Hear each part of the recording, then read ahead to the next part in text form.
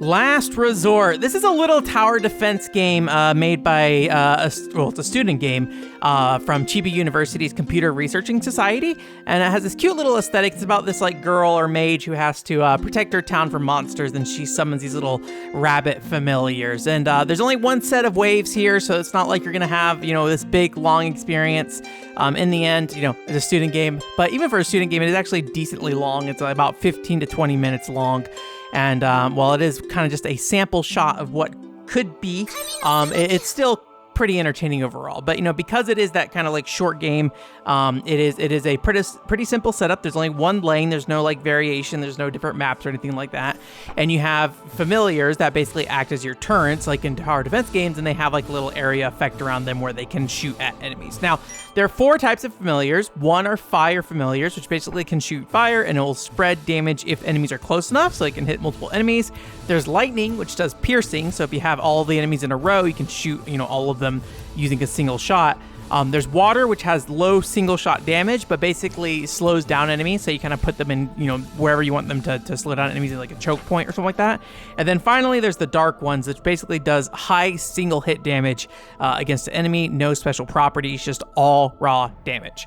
At the start, you can only have 2 out at once, but you can upgrade these with 3 stats. One is you can upgrade the fire speed that they have. If you look at the boxes on the right side of the screen, it's the left box is the fire speed, the middle box is the higher damage per shot. The last box lets you have more familiars. And at least from when I was playing it, it doesn't seem to be a cap on how much you can upgrade these, but the manual does suggest focusing on the number of familiars you have over everything else. But you probably should at least apply a decent number to all the other stats across the board as well. And obviously, as you upgrade them more and more they cost to upgrade to get the benefit, kind of thing. So. What is kind of interesting, and I don't know if I've played another tower defense game that does this, is it seems you're able to remove and relocate all your familiars with no penalty. So you can basically, put down fire and lightning ones to deal with swarms of enemies that group together, they're low HP and stuff like that.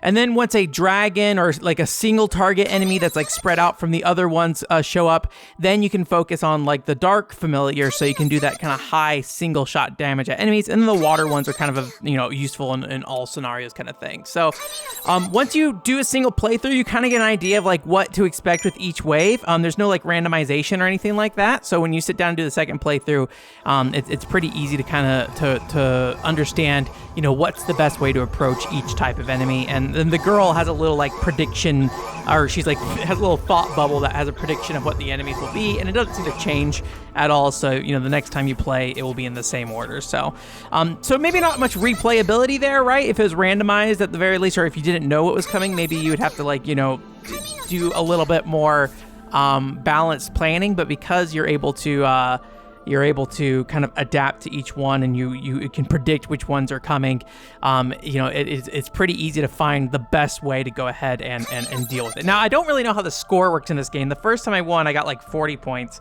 And the second time, when I had full HP, I had like 1,400 or something. So I don't actually know what it's like the determination for the score, but I can't imagine it's going to be much better than not taking any damage and killing all the enemies. So that might be the cap. I don't really know. But, I think with a lot of these student games and stuff, replayability is not in mind. It's more of just to show like, hey, I made a concept and maybe I add a little bit of flair here and there. And I like that this game is very flexible and lets you adapt to each individual wave kind of however you want for the most part, with the exception of, you can't really take back your upgrades. You just can kind of relay out your board every time.